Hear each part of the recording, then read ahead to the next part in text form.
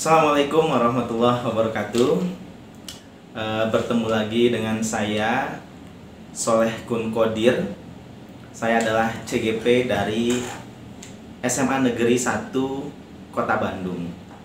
Teman-teman semuanya, bertemu lagi dengan video saya terkait dengan koneksi antar materi. Karena pada kesempatan di minggu ini kita sudah berada pada materi yang berkaitan dengan bagaimana kita bisa mengkoneksikan dari materi awal sampai materi akhir yang sudah dipelajari di minggu ini. Di minggu ini kita sudah belajar tentang pembelajaran sosial dan emosional pada modul 2.2. Lalu apa hubungannya, apa koneksinya dengan materi-materi yang lainnya? Tentu hal ini adalah sesuatu yang sangat berhubungan. Kenapa dapat dikatakan seperti itu? Karena memang materi ini secara keseluruhan adalah berpusat kepada murid sesuai dengan pemikiran Ki Hajar Dewantara. Kalau coba kita ingat modul-modul yang sudah dipelajari oleh saya pada hingga minggu ini. Yang pertama itu adalah pada modul 1 ada 4 submodul. Yaitu yang pertama modul 1.1 tentang pemikiran Ki Hajar Dewantara, bagaimana merubah paradigma berpikir. Kemudian pada modul 1.2 kita belajar tentang nilai dan juga peran seorang guru.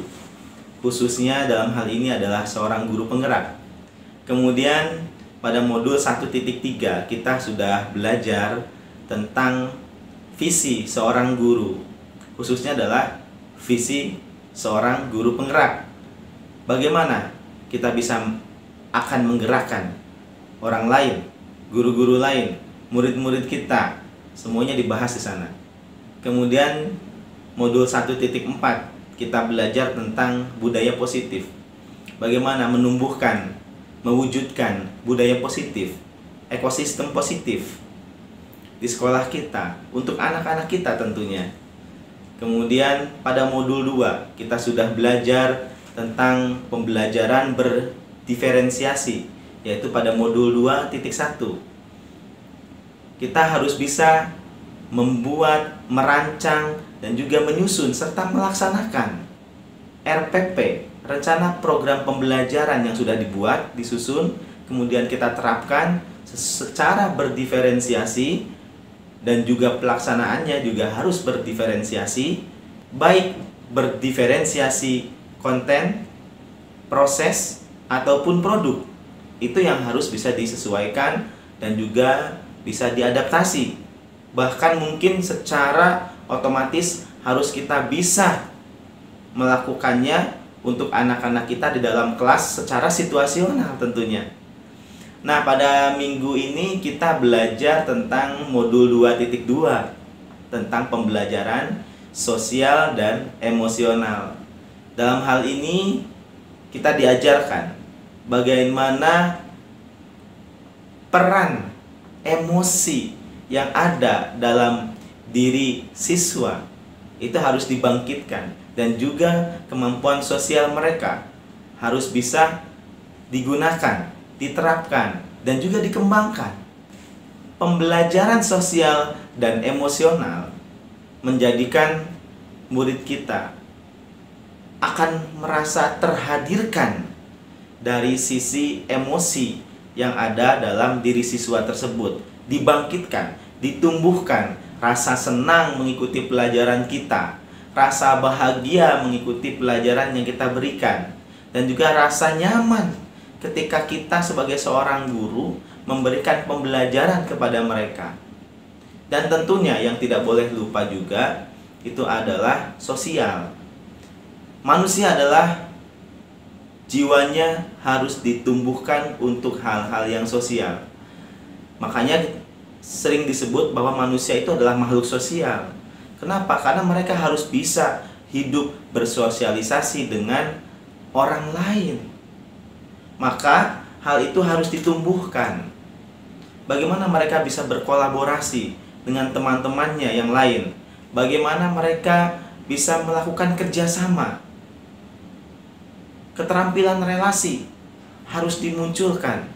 Bagaimana mereka bertanggung jawab dengan sekitarnya. Pembelajaran sosial itu sangat penting bagi anak-anak kita. Terlebih lagi, kita harus bisa menghadirkan emosi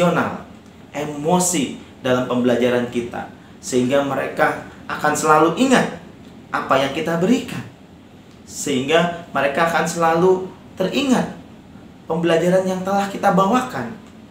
Kalau mereka sudah ingat seperti itu, bisa jadi mereka akan terharu pernah diajar atau pernah belajar bersama kita.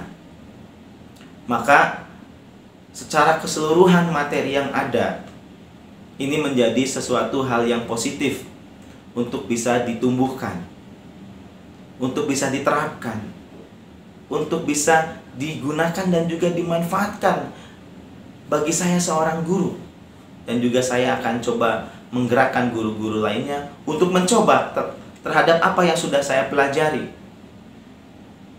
Kesinambungan materi dari modul 1.1, 1.2, 1.3, 1.4, 2.1 dan juga yang sekarang adalah 2.2.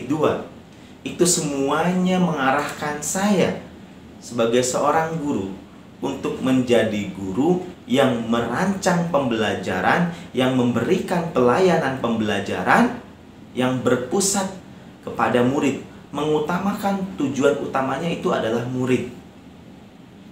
Sehingga memang koneksi antar materi ini harus bisa digabungkan dalam suatu video seperti ini.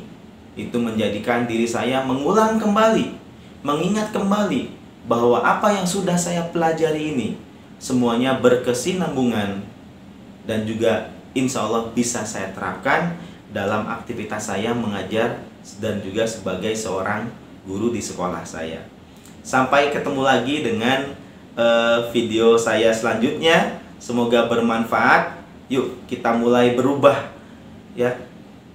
Semoga semuanya merasa tergetar atau tergerak. Kemudian kita bergerak bersama-sama, dan mari kita harus bisa menggerakkan orang lain agar mereka mau belajar serta mencoba menerapkan hal-hal baik, hal-hal positif yang bisa bermanfaat untuk siswa kita semuanya. Terima kasih, sampai berjumpa kembali. Semoga bermanfaat. Assalamualaikum warahmatullahi wabarakatuh.